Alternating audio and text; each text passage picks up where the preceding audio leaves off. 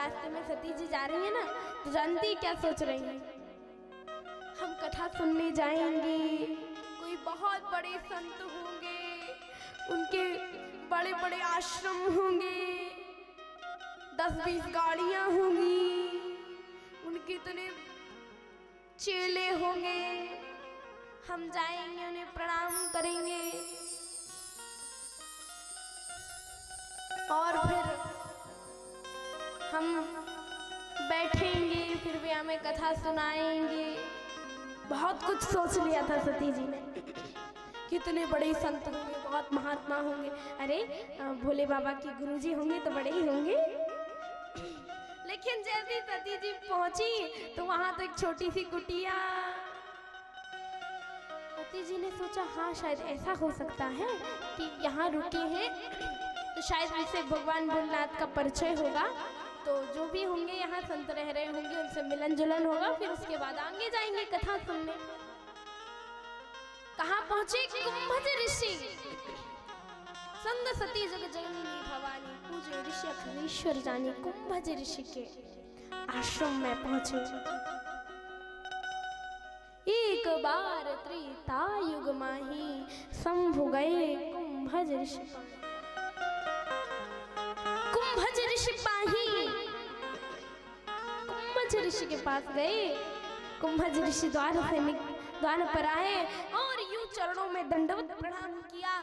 भोले बाबा हमारे तो भाग्य खुल गए, आप हमारी कुटिया में पधारे, पर इतने ऊपर से आने की क्या जरूरत थी?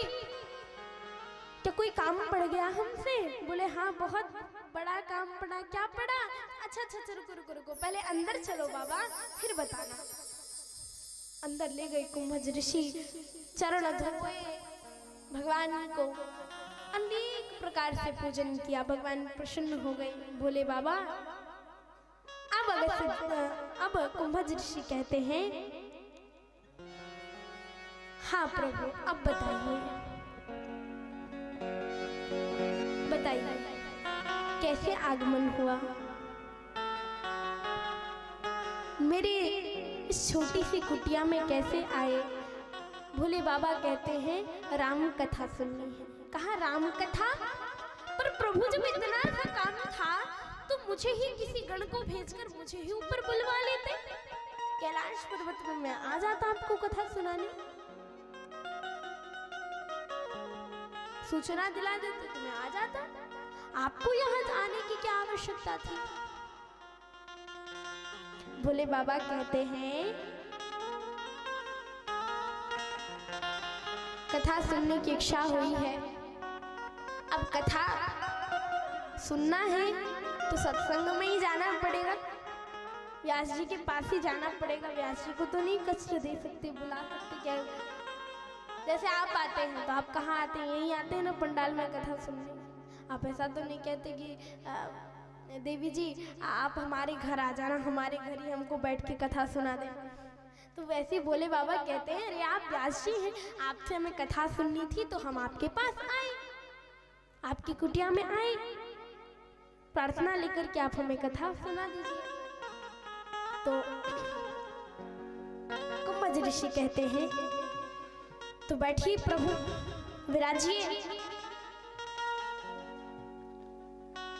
अब सती जी ने इतना सुना, बोली हैं यहाँ आए हैं हम कथा सुनने, यहाँ। कुंभज ऋषि ने भोले बाबा और सती जी को ऊंचे आसन पर बिठाया, खुद नीचे बैठे और कथा सुना रहे। तो सती जी के मन में और संशय है, अरे व्यास तो ऊपर बैठता है, सुनने वाले नीचे बैठते, फिर ये तो हमें ऊपर बिठा के खुद नीचे बैठ के कथा सुना रहे, अरे ये क्या हमें कथा सुनाएंगे? एक संशय बैठ गया मन में। तो पूरी कथा में मन न लगा सती जी का। अब यहाँ मुनि ने कथा सुनाई, राम कथा मुनि वर्ज बखानी, और मुनि ने वर्ज बखानी कथा सुनाई। राम कथा मुनि वर्ज बखानी, सुनी महेश परम सुख पानी।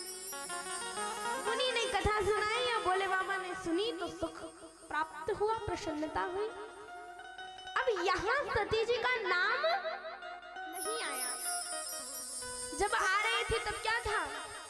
संग सती जग जननी भवानी, पूजे ऋषि अखिलेश्वर जाने। संग सती जी है, पर जब यहाँ बैठे और उन्होंने कथा सुनाई तो सिर्फ शिव जी को ही आनंद क्यों आया, सती जी को आनंद क्यों नहीं आया? प्रश्न किया, शिव जी का वर्णन क्यों किया? सती जी क्या कहीं चली गई थी क्या? बोले नहीं, सती जी गई तो कहीं नहीं थी, फिर क्या हुआ था? बोले गई तो कहीं नहीं, पर कथा में उनका मन नहीं लग रहा था, संशय था। तो शिव जी ने कथा सुनी, उन्हें आनंद मिला। सती जी ने नहीं सुनी, उन्हें नहीं मिला। सती जी के मन में अभी भी संशय बैठा है, हम क्या यहाँ कथा सुने, ये क्या हमें कथा सुनाएंगे। अब कथा विश्राम हुई। अच्छा आप सोचिए, आप ही सोच लीजिए, जरा बताइए, भोले बाबा कुंभज ऋषि के पास क्यों आए थे कथा सुनने? सोचिए, संसार में कितने बड़े बड़े ऋषि मुनि थे, वशिष्ठ जी, विश्वामित्र, कितने बड़े बड़े ऋषि मुनि थे, बड़े बड़े संत महात्मा थे। किसी के पास भी जाते, कोई भी सुना देता कथा। अरे भोले बाबा ने तो खुद ही अपने मन में रची है, वही वहां कैलाश पर्वत पे सती जी को कथा सुना देते। लेकिन भोले बाबा कुंभज ऋषि के पास क्यों आए? जानते हैं क्यों आए? जानते हैं क्यों आए? बताइए, कुंभज ऋषि के पास क्यों आए कथा सुनने के लिए भोले बाबा? किसको किसको पता है, जरा हाथ उठाओ।